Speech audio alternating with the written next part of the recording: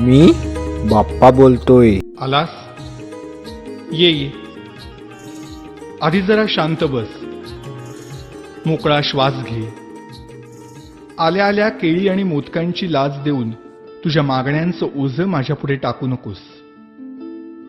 किंवा खरं तर यावर्षी काही मागूच नकोस.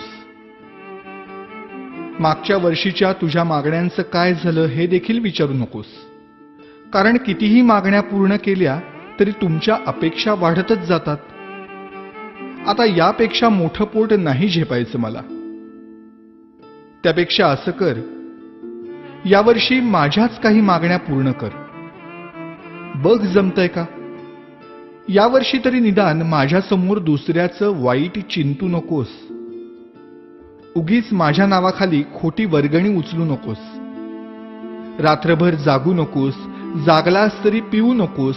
प्यायलास तरी निदान झिंगू नकोस. नकोय रे मला 30 तोळ्यांची माळ.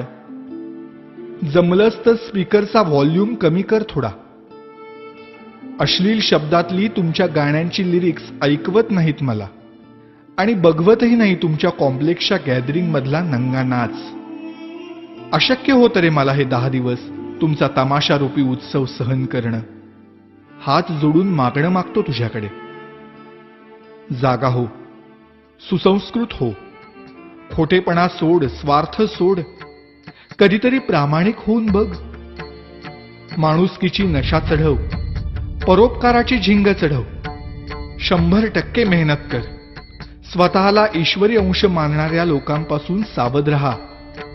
त्यांच्या आधाराने जगण्याचा प्रयत्न करून स्वतःतला आत्मविश्वास हरवून बसण्यापेक्षा तुझ्यातलं देवत्व मनापासून जप. दहशतीने जग जिंकण्यापेक्षा प्रेमाने मन जिंक. श्रीमंतांचे जोडे पुसण्यापेक्षा गरिबांचे पाय धु.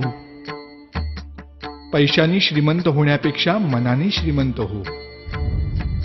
बघ आता यातलं किती तुला झेपतंय. रागावू नकोस भक्ता. आणि रित्या हाताने जाऊ नकोस. नेहमीच मागत राहण्यापेक्षा अखंड देत राहण्यातला आनंद तुला लवकर लाभो. हाच माझा आशीर्वाद. भेटूच पुन्हा.